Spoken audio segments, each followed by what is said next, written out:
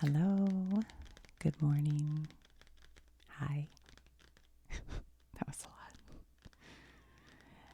I'm Linda, and this is No Frills ASMR. I had a doozy of a morning.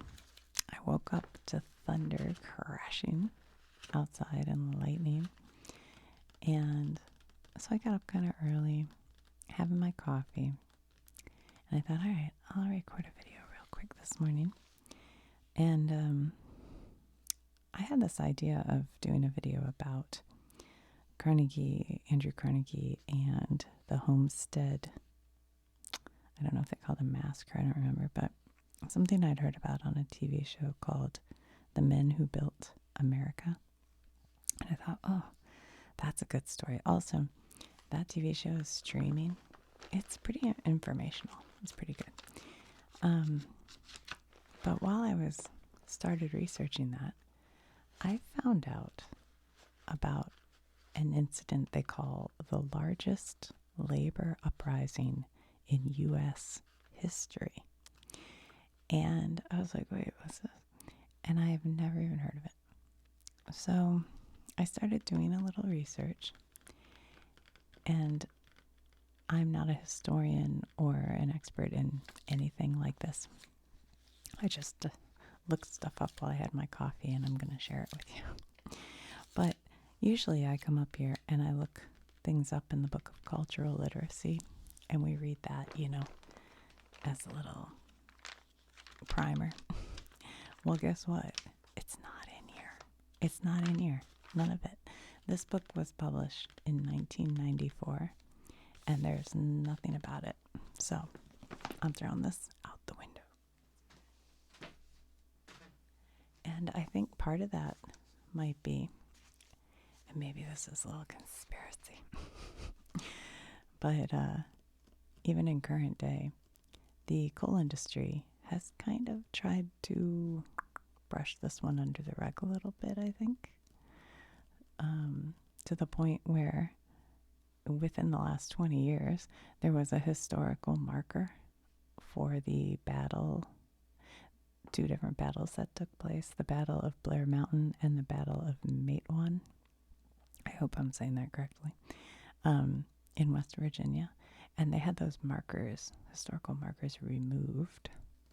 And then the Historical Society and Preservation Society and stuff stepped in, and they were like, no, you gotta put this back. But anyway, so the area we're looking in, and this is the second unusual thing, is, I believe, because I watched a video where a woman said it's right near Kentucky border, okay? And then I looked it up on Google Maps, and it looked like it was straight out from Beckley. So I think the town of Matewan, oh boy, I hope I'm not saying it wrong, Matewan, would be right in here somewhere. I cannot find it, guys. I was sitting here before I started shooting, and unless I'm looking in the wrong spot, but this county right here is Mingo. And I know they talk about Mingo. That's where that'll come up. And Logan, I'm not even sure. But just so you know, we're talking about this area somewhere in the state of West Virginia. Okay. I will tell you that I recorded this video once already, and the sound was screwed up. So I'm re-recording it. So if I seem like I'm like, I don't know, did I already say that? That's sometimes because I just said all this, I might get confused with what I've already told you. But this is the story of the West Virginia, and I saw this called two different things. So if somebody's from West Virginia and knows, please feel free to comment. But I saw it called the Coal Wars or the Mine Wars. So we could call it the Coal Mine Wars. And we are going back to the year 1920.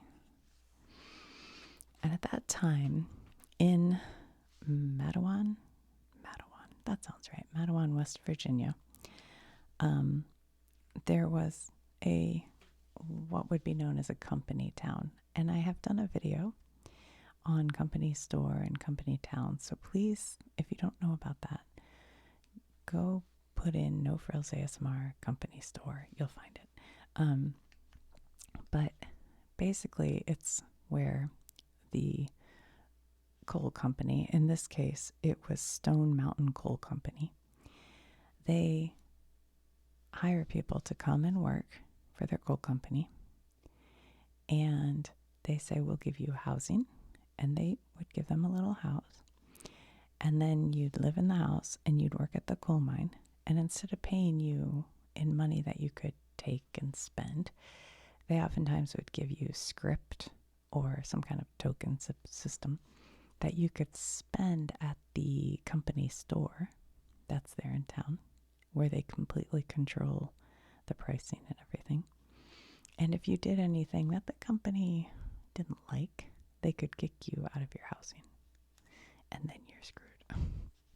So in 1920, the people of the town had heard that there are unions that will work with you and help to get better, working conditions, safer conditions, lower wages. I'm sorry, not lower wages, higher wages, and real wages instead of script money. So they were just trying to get unionized so that they wouldn't have to deal with this. It's going to be dangerous working in a coal mine, but more safety and more, better conditions for the workers and their families. So they start having some meetings. Well, when the Stone Mountain Coal Company heard about this, they were like, no. So they hire a detective, is what I think they called themselves, like a detective agency, called the Baldwin Phelps. And that's the name of two different men. Agency. And kind of like the Pinkertons or others, they were kind of the strong guys, the strong arms, what do you call that? So the company would hire these guys to go in there and get things straightened out for them so they don't get their hands dirty, these guys do. But in the town was a police chief, and his name was Sid Hatfield.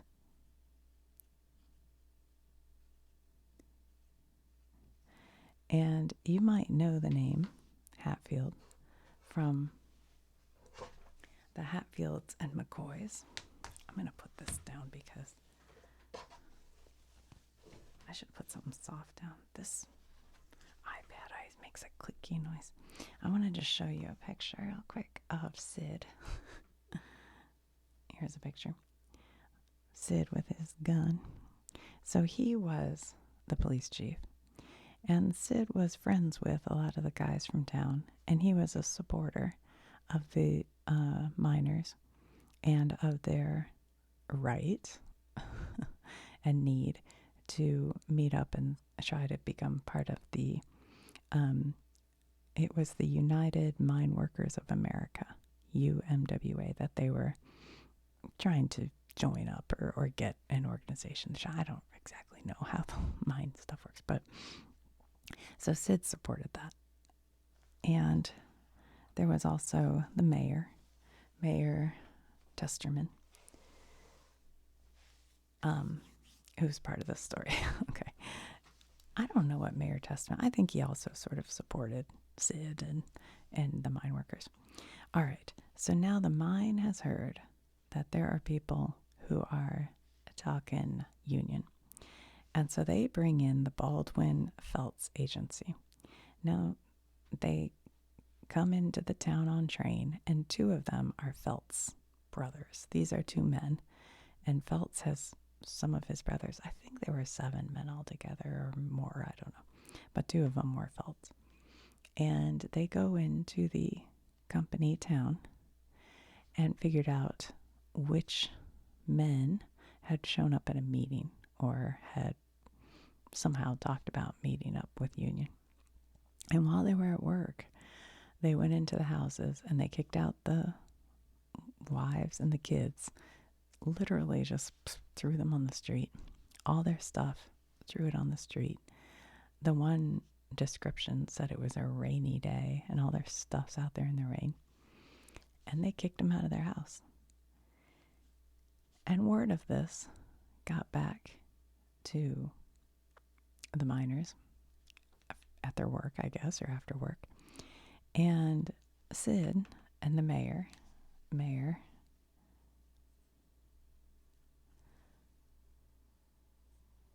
Testerman, Sid and the mayor hear that the Baldwin Felts agents, after they've done all this, are going to the train station to catch their train home. So Sid and the mayor show up at the train station and say, no, you're under arrest. You can't, we have a warrant for your arrest. You can't just go in and kick people out of their homes like this. And the Baldwin Felts guy said, we have a warrant for your arrest. And the mayor looks at the warrant and says, no, your warrant's not a real warrant. Our warrant's a real warrant. Well, unbeknownst, I think, I could be wrong about this part, but to anybody, a bunch of the men from the mine who were mad show up at the train station and come up from behind and start attacking the Baldwin Felts agency. I think they were shooting at them. But it ended up that, oh, I know what it said. It said no one knows who shot first. I think it said that a few times too. So they came up and either the Felts guys shot at them or they shot. I don't know which way it went. But what we do know is that 7 of the detectives died and the mayor was shot and 2 miners were shot and killed. And so that was called, I should have written it up top. But so this event is known as the Matewan Massacre. Yeah, that's right. They say no one knows who shot first. But it left 7 agents dead, the mayor, and 2 miners. Okay, so now tensions are running high, as you can imagine. And after this massacre happens, the governor of the state, who, as I understand it, most of the politicians in the state were in the pocket of big coal, because coal was a big money industry back then. And so the governor, who I think is working kind of for big coal, he says, all right, we need to have martial law in Mingo County. So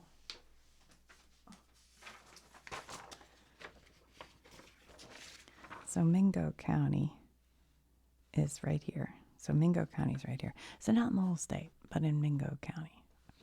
So they declare martial law. And the governor sends in state police and National Guard to keep an eye on things. And the rule is that union meetings are banned.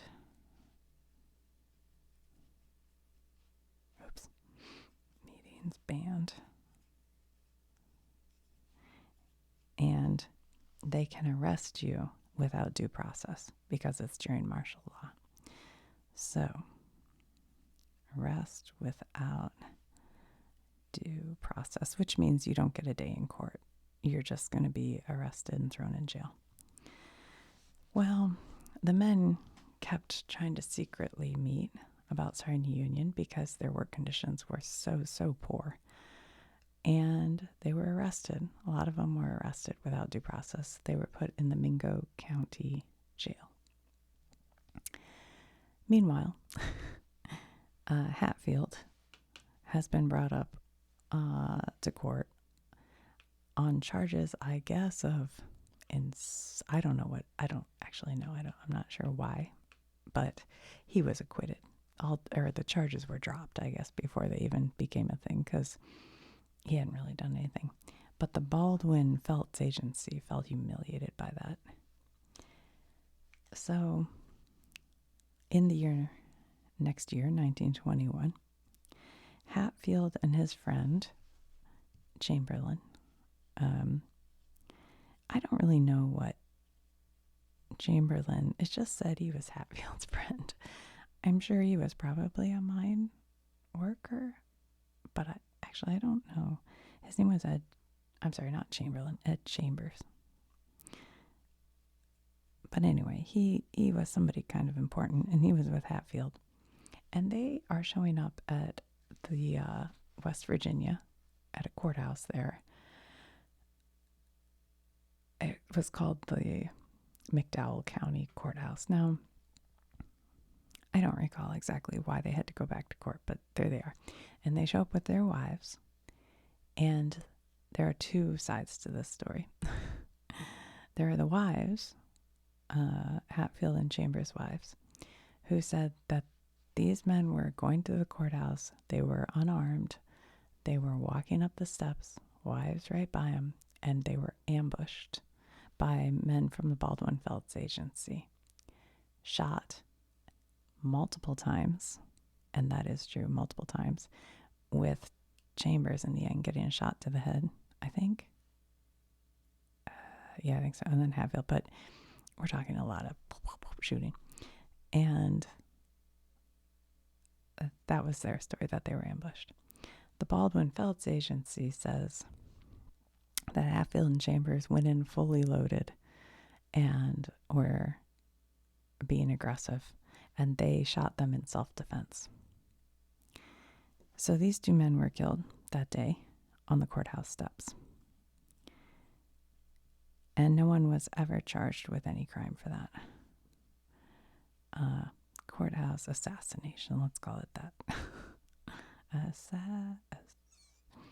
don't know how to spell assassination. We'll just put ass. You guys know what I mean. We'll put a dot so it doesn't look like a swear word. So anyway, these two guys are murdered. Our friend Sid Hatfield and Ed Chambers, the wives saw it happen. There were other witnesses also who said they were ambushed. But nobody was ever charged because at this point, I think a lot of the courts, a lot of the politicians, they were all being paid off by the coal company. From what I read. I'm not just saying that. Okay, so they're shot dead. So now the tensions are really starting to build because Sid was not a miner, but he was a defender of the miners.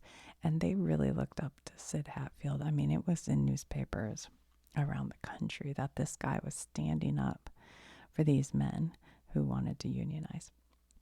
And he was sort of a hero, certainly a local hero. And he was murdered, assassinated. So, courthouse assassination, let's put of Hatfield. So now the tensions are really brewing. And the miners get together and say, all right, we are going to march from where we are, which I don't know where it is because I can't find it on my, we're going to march to Mingo County to the jail where they have locked up without due process a bunch of our fellow miners, and we're going to free them. So they start marching, and we're talking like 10,000 guys. It wasn't a couple. I mean, this isn't a small operation. There are like 10,000 to 15,000 is what I read. And they are in Logan County, which is right next to Mingo. So Logan and Mingo, they're all right in here. Okay. So they start to march, and basically the governor with the, what do you call it? The National Guard and the state police are saying, hey, stop. But then they get back up. The National Guard and the state police get some backup. They get some machine guns. And by the way, these miners, they have like shotguns, like you used to kill a squirrel. So the police have machine guns. They hire some local crop duster pilots, and they find these old bombs from World War One, and they also do make some like makeshift bombs. And they're like, okay, fly over and drop these bombs. It was all kind of crazy. And so this becomes known as the Battle of Blair Mountain.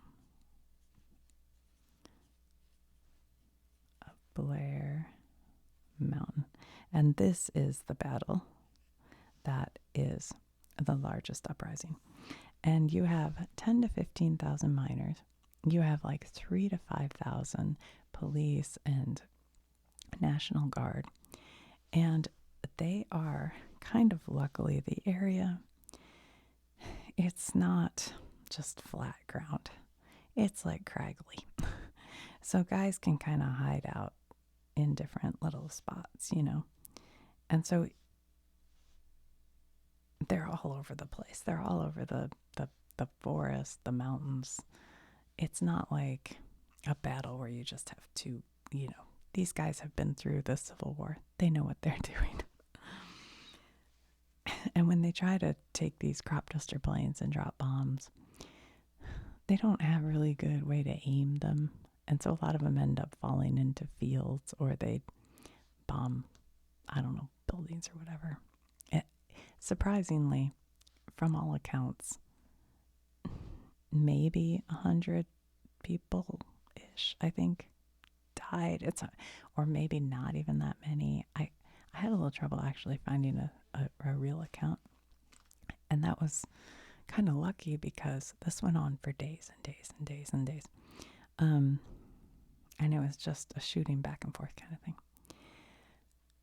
Well, what ended it was the governor said, we're going to bring in federal army or troops, army. And the men from the mine, most of them were veterans, and they had fought. I know the other thing that may have kept them from killing each other too much is it was a lot of small town stuff, and a lot of these guys knew each other. So they're not really that anxious to like shoot each other up. They're like the local police. They're like, that's one thing I read. But anyway, so then they say they're going to bring in the army. And a lot of the miners were veterans and had fought in the Civil War. And they were like, we're not going to shoot at our, army guys. We're just not going to do that. So that they kind of basically laid down their arms and said, all right, we're out. We're not going to do this. And a lot of them went up into the mountains and they hid their weapons because the army was insisting they hand over their weapons. Some of them did hand them over. I actually saw an old movie clip where they showed them handing them over. But so that was the end of it. And sadly, the miners did not get what they wanted. I don't think they were unionized for many years after that. And 985 of them were brought up on charges of like murder and treason and accessory to murder. Yeah, treason against the state of West Virginia. And most of them, because the jury were like people who they knew, most of them were acquitted of the charges, but some of them were found guilty and spent up to 4 years in jail. So, yeah. And then after that, it would seem that because of the power, the influence that the mine has on the state, they were kind of able to brush it under the rug, and they kept it from being well known. But of course, family histories would remember that.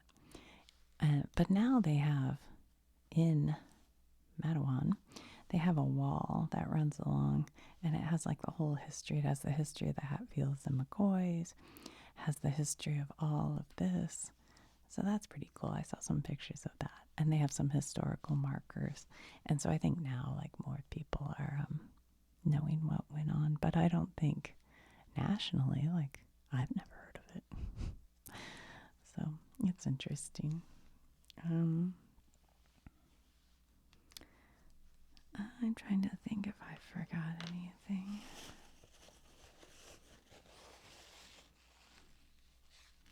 I don't know, but I know I probably didn't get everything correct.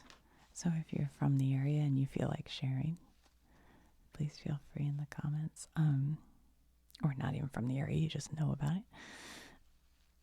But otherwise, I recommend, like, there is on the Wikipedia page about the Battle of Blair Mountain, I think it is.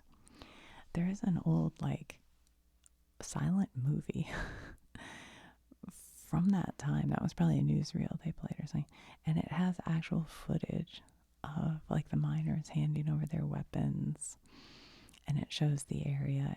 It's pretty wild to see it. And they have pictures of, did I show you guys a picture of Sid? I think I did, didn't I?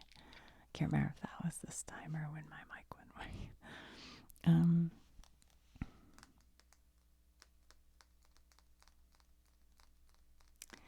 Anyway, yeah, I'm trying to think. I guess that's it.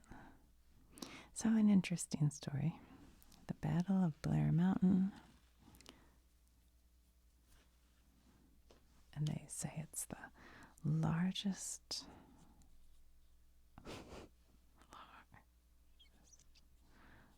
labor uprising in U.S. history. I think it also might be the largest, like, American on American battle outside of the Civil War. Is that right? I don't know. I could be wrong. I'm trying to think if there could be anything else. I don't think so. Not yet. But this, again, I keep coming back. Like, whenever I look at these things, like the Radium Girls, the Company Towns, I forget, we've done a lot of different historical videos. And I'm telling you, if you let big business decide how to treat people, it's not going to be good. It's profits above everything. Everything. This is why unions are important, labor laws are important, safety regulation, OSHA. These things are important. We need them. People have forgotten because things are so safe now, to the point where sometimes you're like, this is a redundancy we don't need or whatever. Like, I get it.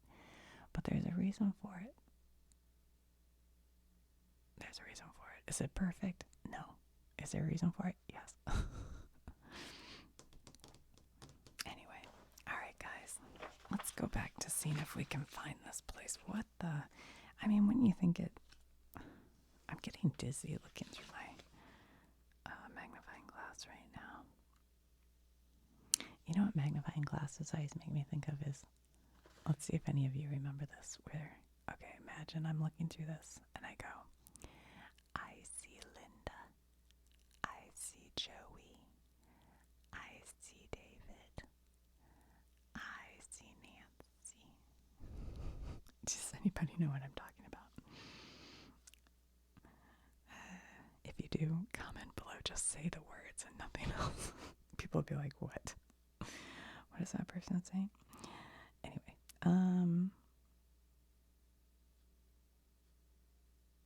yeah, I just don't see it. It must be such a small town. It's not on here. I don't get it. Nope. But this is Mingo, and this is Logan. So it should be, like, right in here somewhere. I just don't understand why it's not on here.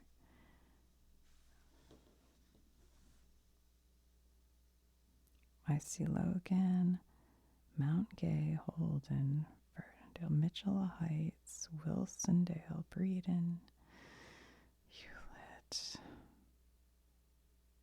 Huh.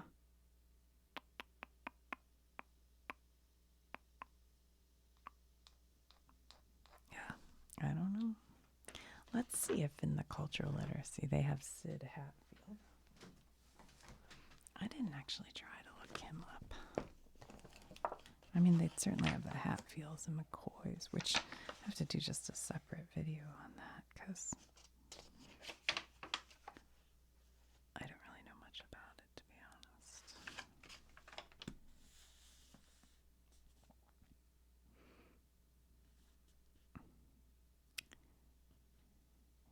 Haste makes ways, hasting.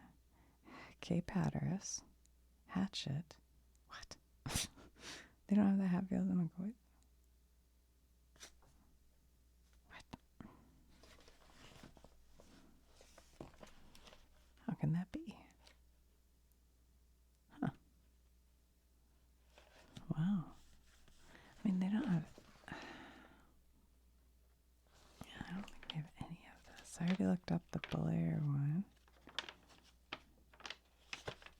Shocking. I'm sure if they don't have Blair, they won't have the map. I'm running with Matewan. Matewan.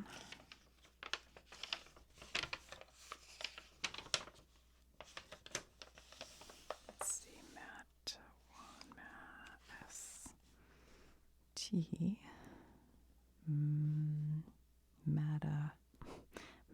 Hari Mata? Nope.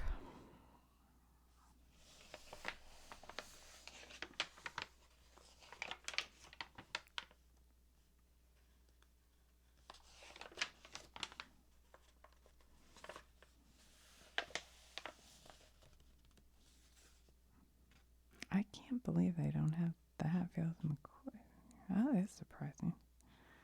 That is sort of surprising to me. Well. Interesting. All right, guys. Thanks for watching.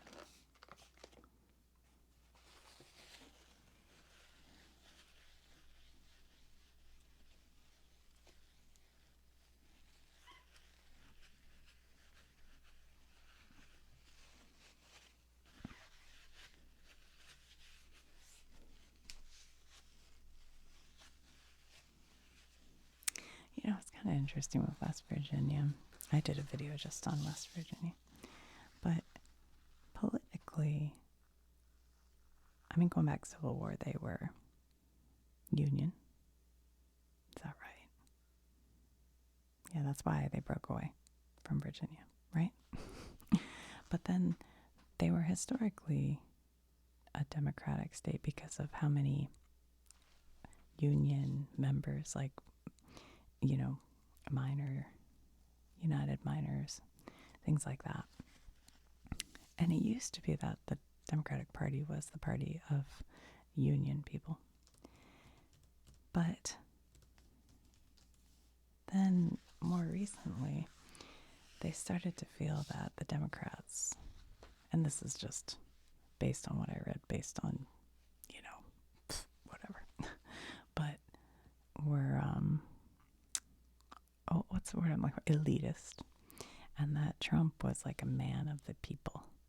And that is why they've become such a, it went like 70%, the state, to Trump, which was pretty unusual, although it's been turning more and more Republican. Now it's like a solid Republican state. So that's interesting. Just a side note. But I think also there was some, you know, when we were reading before the election about coal saying drill, baby, drill, and talking about bringing coal back, I think there is, from what I read, like nostalgia to that. Is that the word? our family history, that's sort of steeped in coal. Even though, like, even before Obama's presidency, the amount of coal, we're just, as a country, coal isn't making as much money as it used to. And apparently, in the Appalachian area, the coal used to be on the upper layers of the earth. And now you have to go down even deeper because the easy to get coal's kind of been used up. And they're using more, like equipment to mine that, not humans, because it is very dangerous work. So I don't think the young people of West Virginia are necessarily as excited about going back into coal mine. But what do I know? I don't know. But there is a sort of feeling of like, that's supporting us, I think. Correct me if I'm wrong. Anyway, so it's an interesting state. I find it a very interesting state. But we'll have to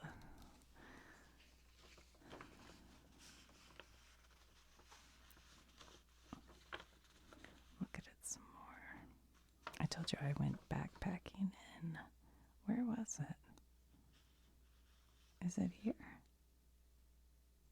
Yeah. I can't even remember the name of the place, but boy, it was beautiful, but so rocky. So rocky. It was difficult backpacking, for sure. I think I did a video on that backpacking trip. Oh yeah, and we had a family reunion in Canaan Valley or Canaan Valley. I don't know. Everybody says it different.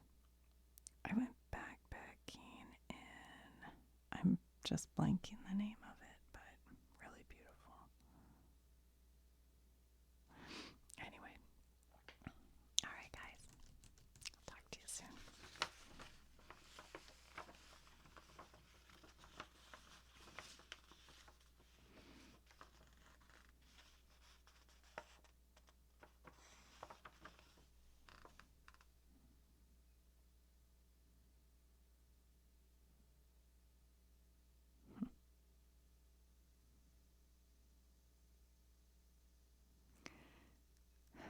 I think my brain's not working right today. I can't think of anything. Oh well.